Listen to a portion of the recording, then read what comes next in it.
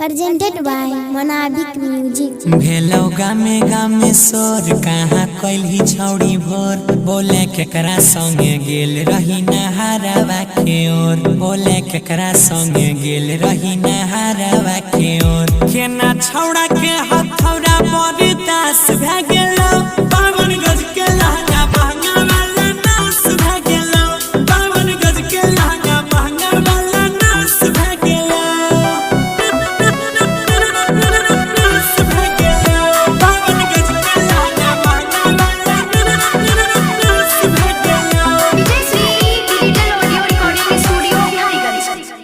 देखते कैले चुम्मा चाटी लगलो धुरा और माटी झूठे के तुम बहाना रोजे मनबे रही पाटी साकर गलिया में गाड़ी के न पास भे गेलो बावन गज के लहंगा महंगा वाला नास भे गेलो बावन गज के लहंगा महंगा वाला नास भे गेलो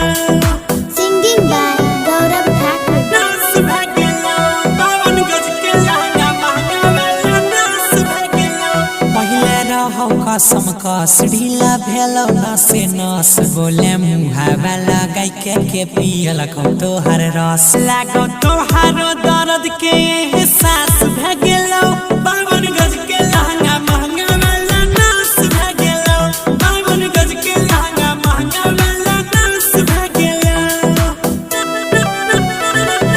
नास भे गेलो बावन गज के लहंगा महंगा वाला नास भे गेलो तू ता करै छी मन मर्जी रोजे काम करै छी फर्जी तोहर टूट गेलो के सियन बोले सी तो कवन दर्जी छौड़ी अजय गौरव राकेश तोहर खास भे गेलो बावन गज के